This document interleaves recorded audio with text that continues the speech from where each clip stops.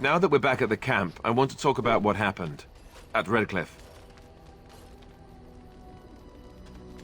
I just wanted to thank you. You went out of your way to save the Isle's family, and you did it. Even though it would have been easier not to. There's been so much death and destruction. It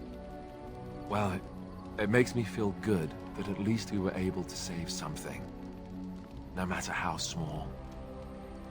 I owed the Isle that much.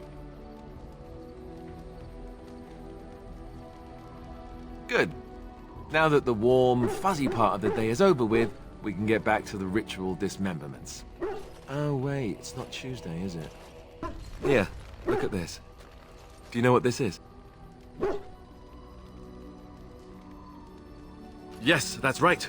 Watch as I thrash our enemies with the mighty power of floral arrangements. Feel my thorns, darkspawn. Ah! I will overpower you with my rosy scent.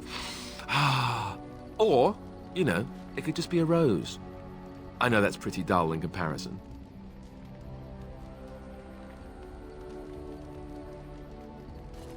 I picked it in Lothering. I remember thinking, how could something so beautiful exist in a place with so much despair and ugliness? I probably should have left it alone, but I couldn't. The Darkspawn would come and their taint would just destroy it. So I've had it ever since. I thought that I might give it to you, actually. In a lot of ways, I think the same thing when I look at you.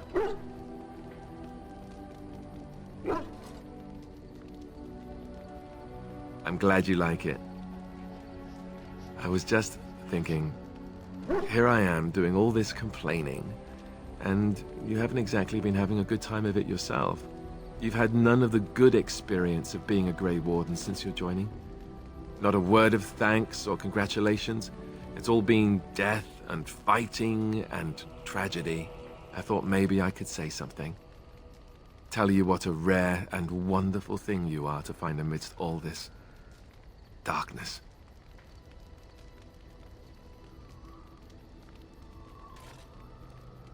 Haha, you won't land me that easily, woman.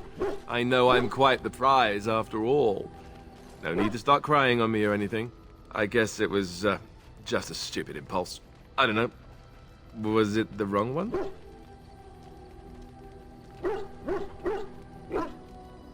Cute. Cute? Oh, just what I was aiming for. Ow! You could just stab me in the face first before you say something like that. I'm glad you like it.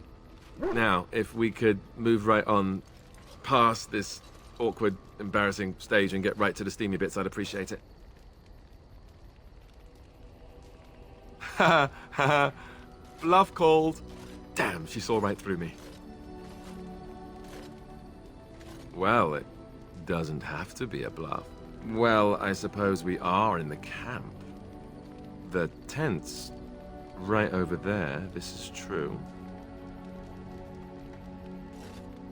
I'll be standing over here until the blushing stops, just to be safe. You know how it is. So, all this time we've spent together, you know, the tragedy, the brushes with death, the constant battles with the whole blight looming over us. Will you miss it once it's over?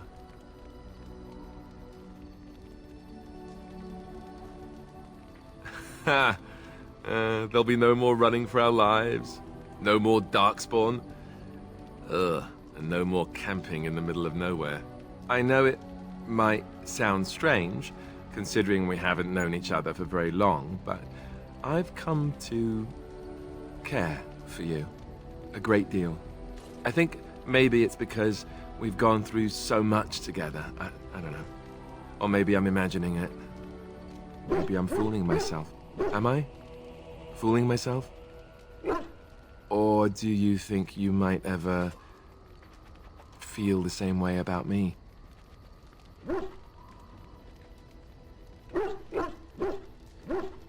So I fooled you, did I? Good to know.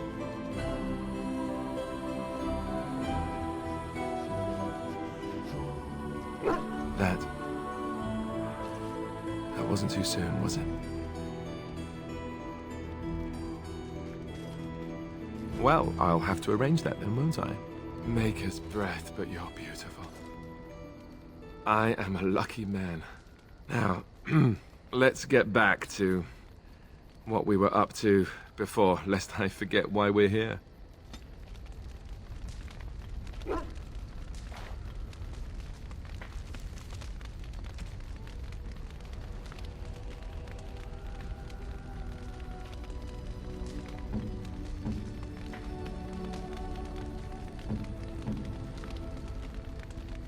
What?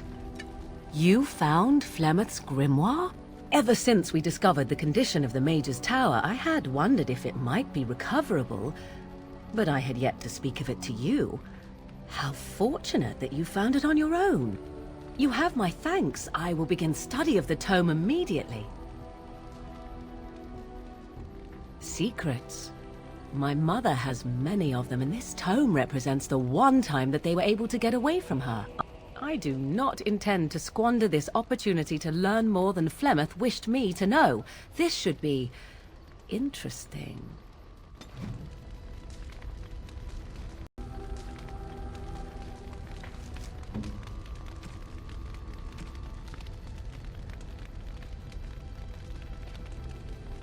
Is that for me? Really? Wow! Wow!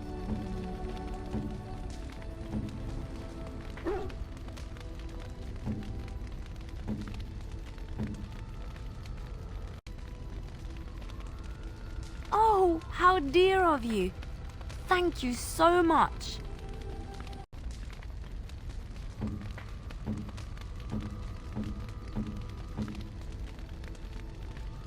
A fine gift. You have my thanks.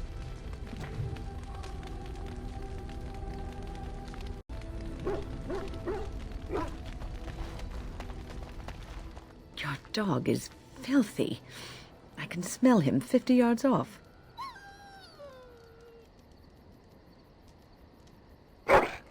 That may be so, but all the same, I would like your permission to bathe him.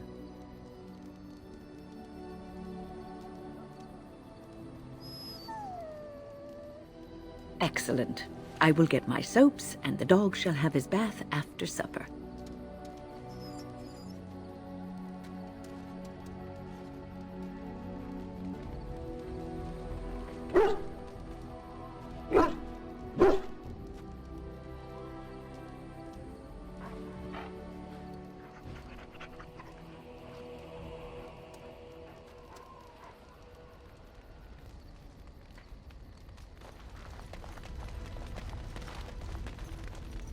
Oh, it's been a long day. Rest would be welcome. Yes, of course. I am just a little weary. As you may have noticed, I'm no spring chicken.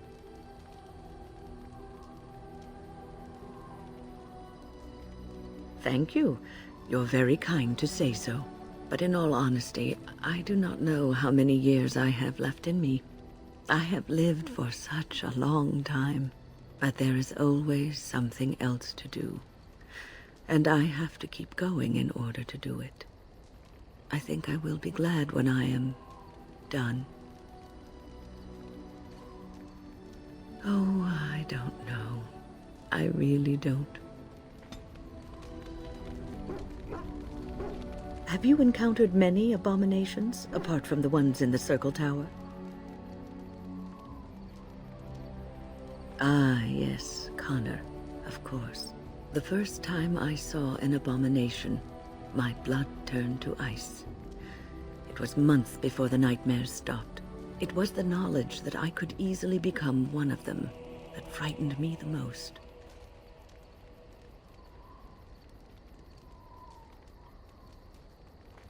One slip. All it takes is one slip, and everything you are is simply gone. Replaced by madness. And there is no turning back, or at least that's what they say. Of late, I have begun to wonder if there is any way an abomination can be cured, or if a mage could be so possessed and still retain their sanity, their humanity. Yes, it is madness and cruelty that define abominations. If those are lacking, if the mage remembers the person they truly are, then they are not an abomination. I never saw that. Thank you for showing me another way of looking at it. So, tell me, how did you become a Grey Warden? Arl Rendon Howe? The Earl of Amaranthine? Why would he do such a thing to you? You are the last of the Couslands? I had no idea, my lady.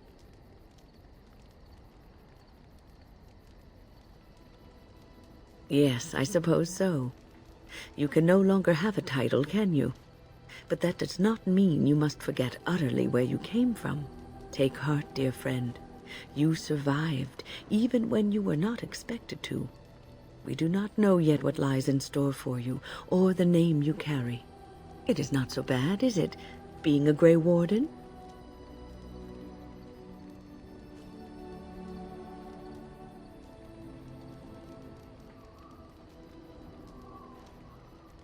Sometimes it gives me comfort to think that everything will end up the way it's supposed to.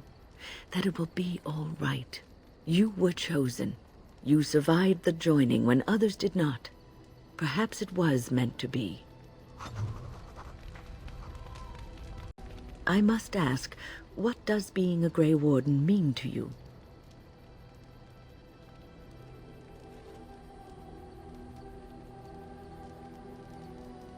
I just wanted to know what you thought being a Grey Warden was about.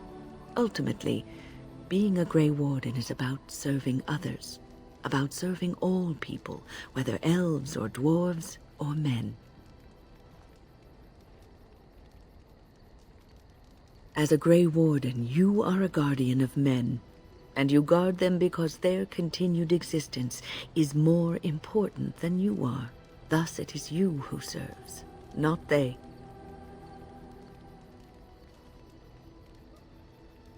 A good king, a true king who cares for his land, uses his power to rule firmly but fairly. He serves his people first and foremost. The king who does not do this, who believes that he is entitled to his power, who abuses it and uses it for his own means, is a tyrant.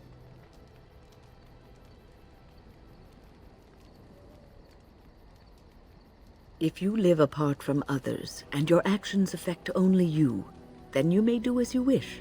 But if you have power, influence, and strength, your every action will be as a drop of water in a clear, still pond. The drop causes ripples, and ripples spread. Think of how far they will go, how wide they will become, how will they affect the pond. But I've lectured enough for today. I should stop before I wear out my welcome. You're quite taken with each other, aren't you?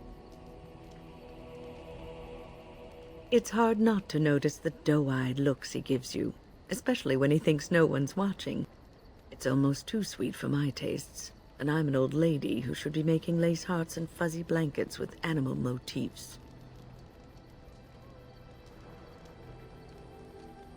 No, I won't be making socks with pom-poms for you anytime soon. But that's hardly my point. I've noticed your blossoming relationship, and I wanted to ask you where you thought it was going. Alistair is a fine lad, skilled in battle, but quite inexperienced when it comes to affairs of the heart. I would hate to see him get hurt.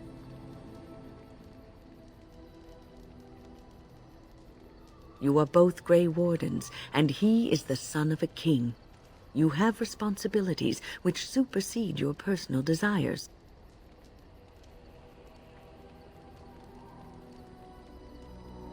Love is ultimately selfish. It demands that one be devoted to a single person who may fully occupy one's mind and heart to the exclusion of all else. A Grey Warden cannot afford to be selfish. You may be forced to make a choice between saving your love and saving everyone else. And then what would you do?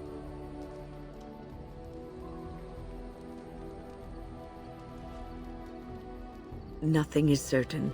Not in these times. You cannot take anything for granted. I want you to be aware of this.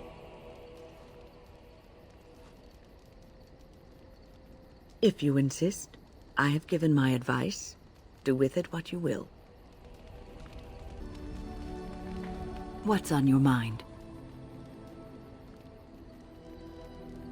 Oh, yes, and thank you for asking. I'm feeling much better today.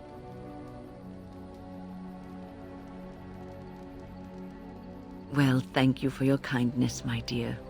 It certainly warms these rickety old bones. What's on your mind?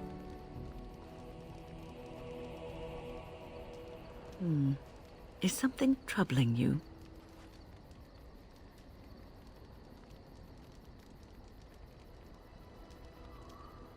You are one of the 2 surviving Grey Wardens in Ferelden. You defend all of us, and much rests on your shoulders. It may not mean much to you, but thank you for having the courage to continue to fight. And that gives me hope. Have you heard much about the Grey Wardens of old?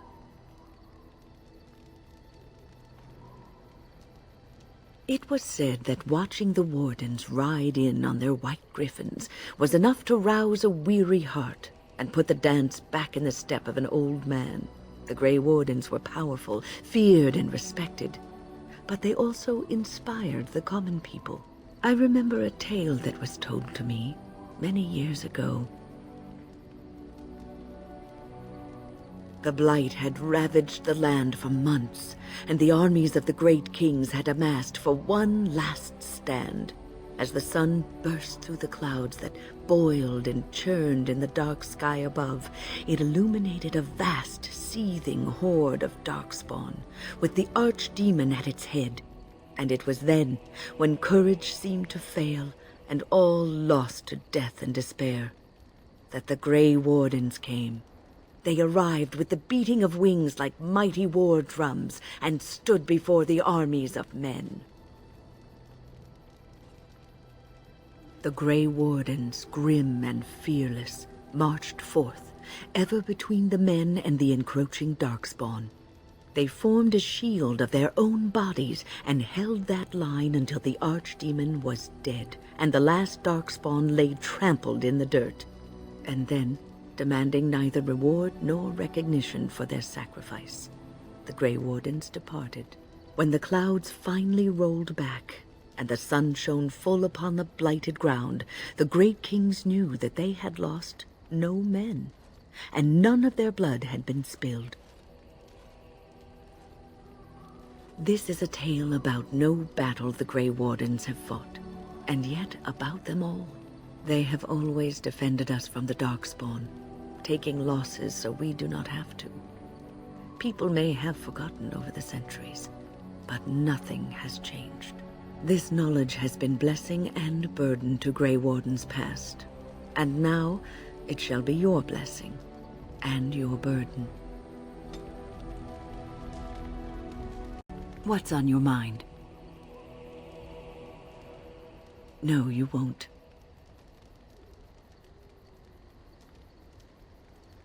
You wonder sometimes, don't you? If your life would be better if you weren't who you are. When I was a young woman in the tower, I came to the realization that the circle would be my life, and I would know no other.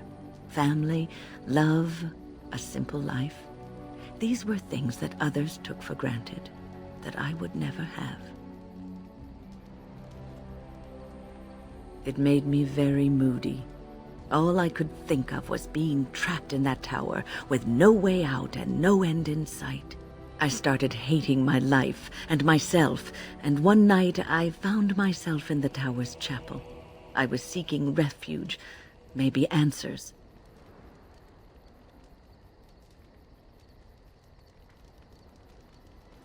Well, I was dreadfully morose, surly. Anyway, where was I? Ah, yes. The chapel. I must have looked tearful or made some noise. because the revered mother came out and decided to speak to me. And because I had no one else to talk to, I talked to her. I must have said many silly things, but she told me that the Maker puts us all on our paths for a reason, and fighting our intended course is what causes so much anguish.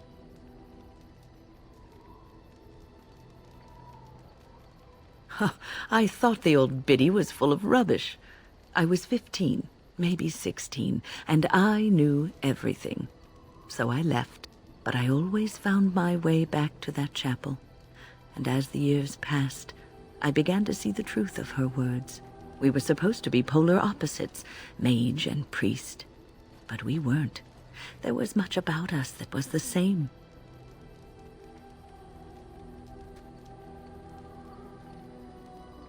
The revered mother had lived in the chantry all her life, as I had been in the tower for all of mine. She taught me that you can find your family in the people around you, that you can love your work and find fulfillment in duty, and there is joy even in self-sacrifice. If you put others before yourself, then their well-being is yours, and their happiness is your happiness.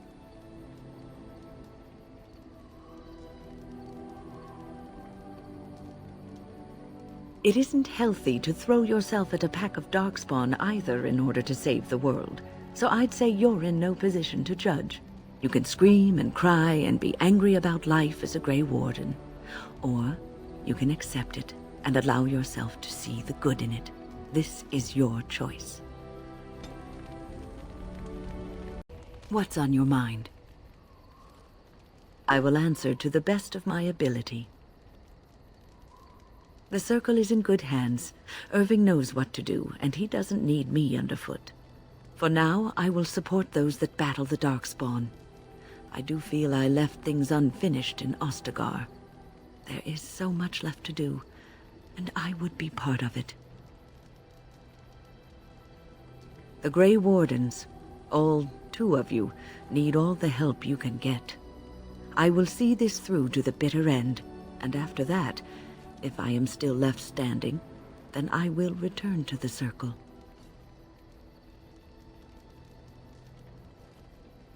Perhaps. What's on your mind? I will answer to the best of my ability. People don't become mages. They are born mages.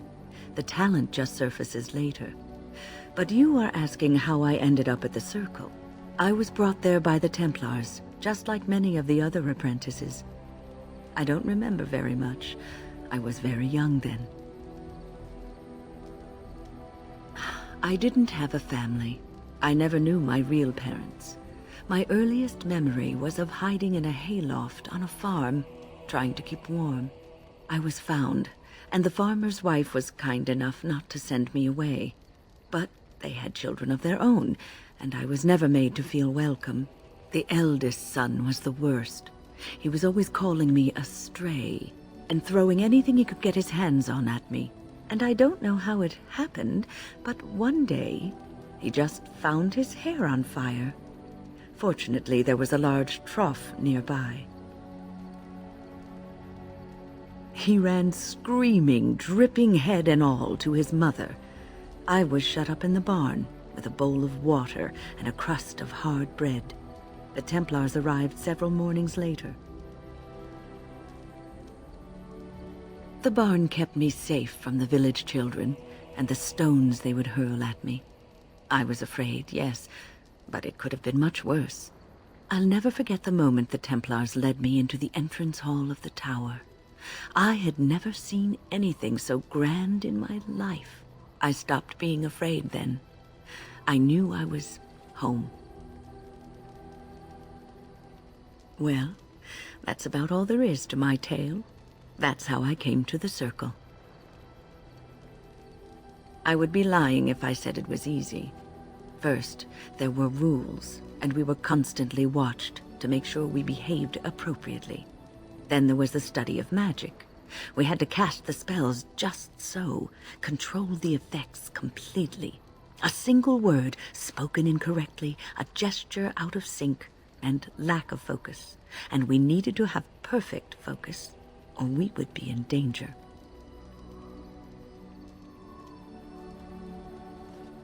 Without the circle and my mentors, I would not have been where I am today. And there was joy in life at the circle. The joys of fellowship, in knowing that you were not alone in your struggles. In spite of everything, I was happy in the tower, and I loved it.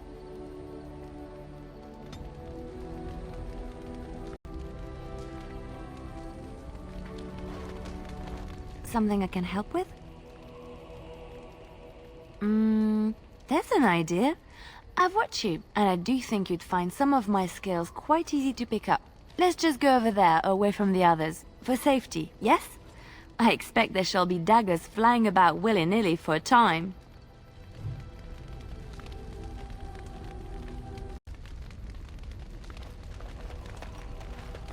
You called. I am hardly surprised. To put it lightly, no one has a place here. Your farmers wish to be merchants. The merchants dream of being nobles, and the nobles become warriors.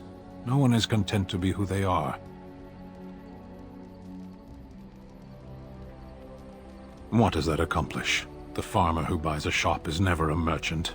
He is always a farmer turned merchant. He carries his old life with him as a turtle carries its shell.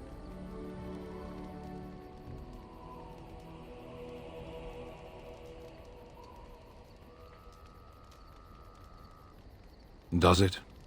It's also his weakness. If he stumbles and falls over, it pins him on his back. It is better to armor yourself with no more than what you need. One life, one duty. You can learn to find it in doing your duty, in serving your people. There is no need to search for it. Shall we move on? There is interesting food here. You have a thing. It doesn't have a word in the Kunari tongue. Little baked things like bread, but sweet and crumbly. Yes, we have no such things in our lands. This should be remedied. Perhaps. It's strange to be in a crowd and hear a language that is not your own. To see faces that are and aren't like yours. I miss the smells of Saharon. Tea and incense and the sea. Ferelden smells of wet dogs. Skunks don't mind the smell of other skunks either. Shall we move on? As you wish.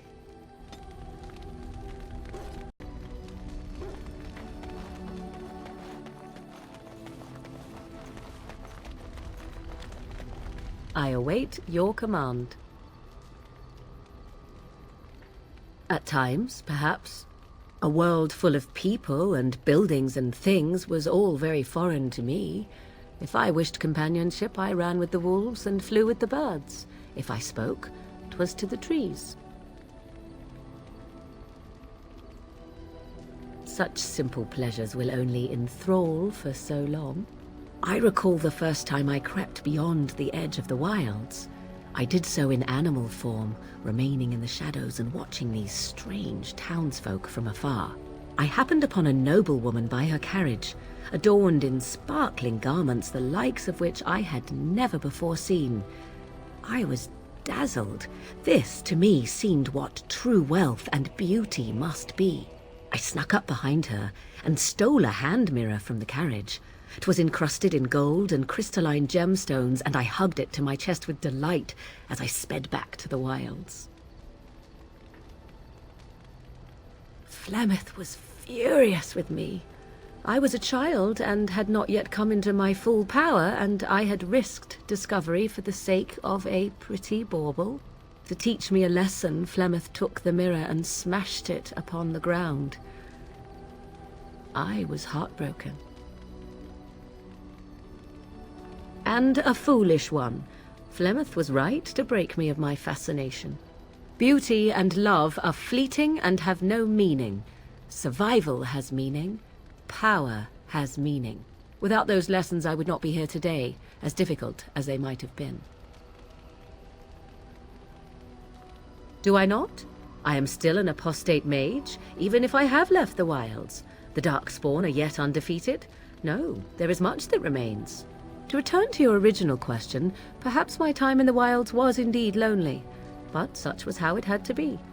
I find myself at times wondering what might have become of the girl with the beautiful golden mirror, but such fantasies have no place amidst reality.